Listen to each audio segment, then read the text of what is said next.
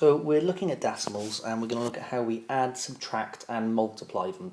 So we're going to start with addition, and what's really important is that we always remember to use our column method.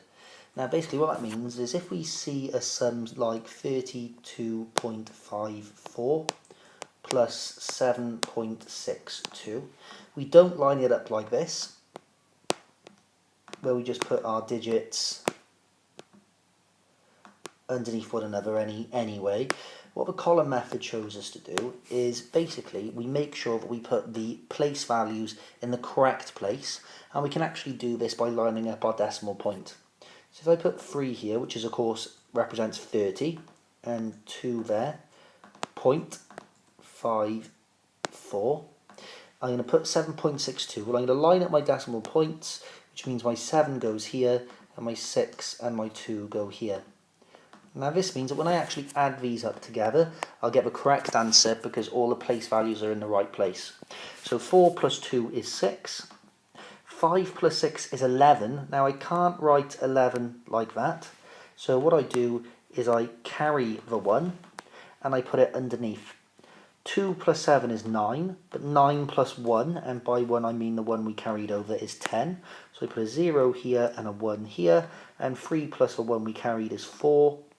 Now my answer isn't 4016, so I make sure I put my decimal point in, which gives me my final answer of 40.16.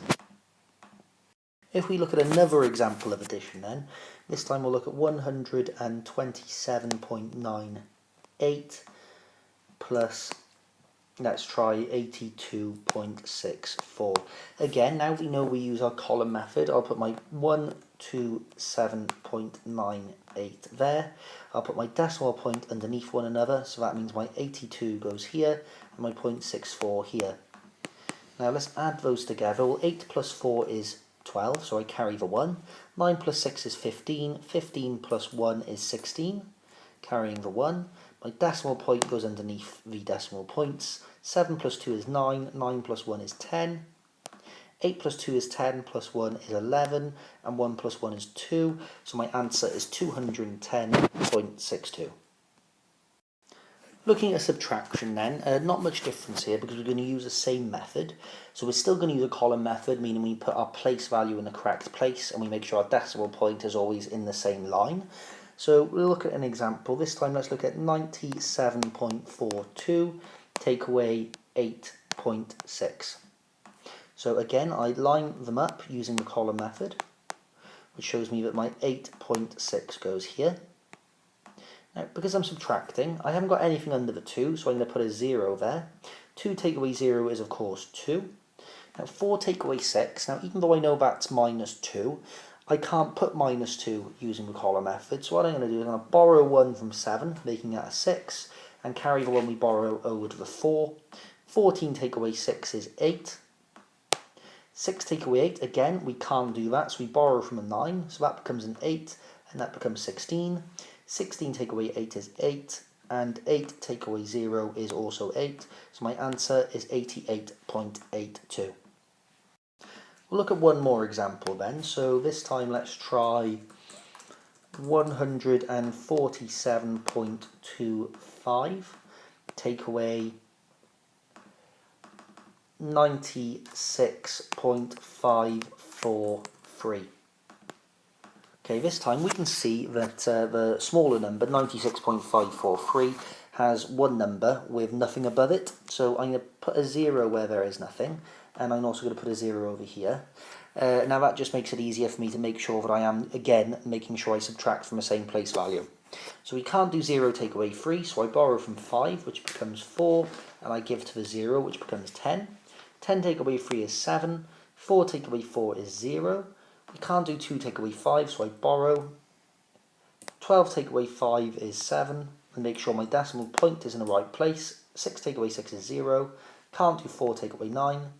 14 take away 9, however I can, which gives me 5, and 0 take away 0 is 0, so my answer is 50.707. Finally then, we're going to look at multiplication. Okay, so we'll look at a simple one first. We'll look at 5.7 times 3. Now to do our multiplication, we're going to use our Chinese grid method. Now we use our numbers to actually put our grid in the correct place. So this is going to be a 2 by 1 grid, which just means I've got 2 numbers on top and 1 number down the side. And I just draw diagonals across my boxes. That is so I can put my tens in the top and my units in the bottom. So 7 times 3 is 21. And 5 times 3 is 15. Now I'm going to continue my diagonals a bit further down, and that's just to separate them, because what I'm going to do is I'm going to add the numbers up in the diagonals. So for example here I just got 1, so 1 plus nothing is 1. 5 plus 2 is 7, and 1 plus nothing is 1. Now you might think my answer is 171, but we should know that that's incorrect. Now we know that's incorrect because we know that 5 times 3 is 15, so 5.7 times 3 must be something close to that. So the secret to this is we look at where our decimal point is, we go down, and the first diagonal that cuts it, we go down that, and that's where our decimal point goes, meaning my answer is 17.1. Let's look at one which is slightly more complicated then. This time we'll look at 147.64 times by 82.5. Okay, so this is going to be quite a big grid because we've got 5 numbers on the top and 3 numbers going down the side. So first of all, I'm going to write my numbers down just to make sure that when I do my grid, it's going to be in the correct area.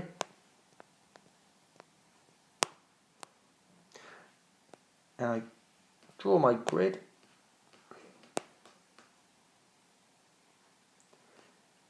And I split it based on where my numbers are.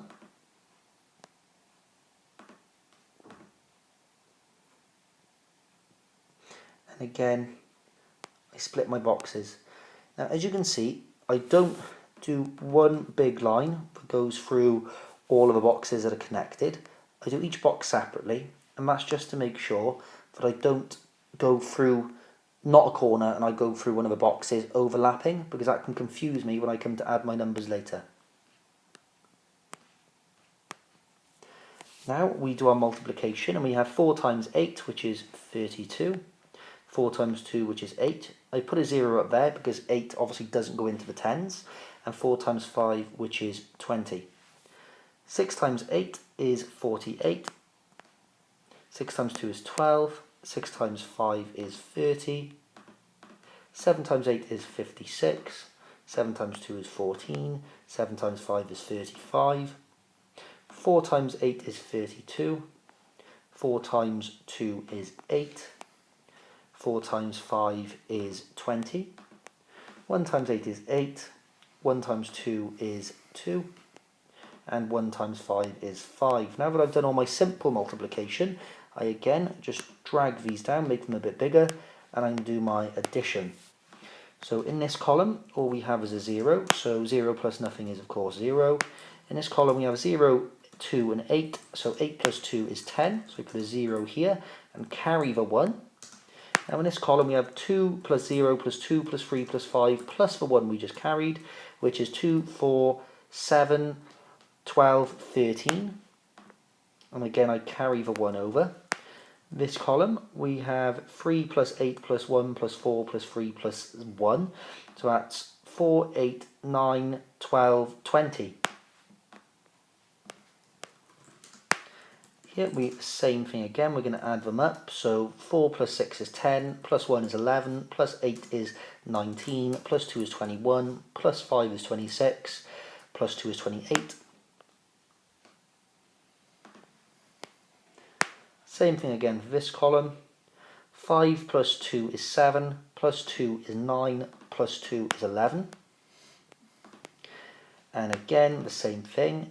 8 plus 3 is 8, 9, 10, 11, plus 1 is 12, carry the 1, and in the last one there's nothing to add to that, so just 1, gives me 1, 2, 1, 8, 0, 3, 0, 0. Now what's different to this to the previous one is of course we've got 2 decimal points.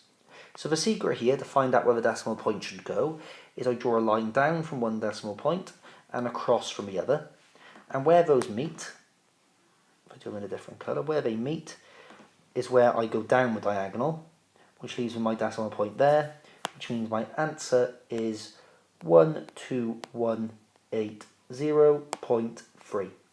And there's your answer.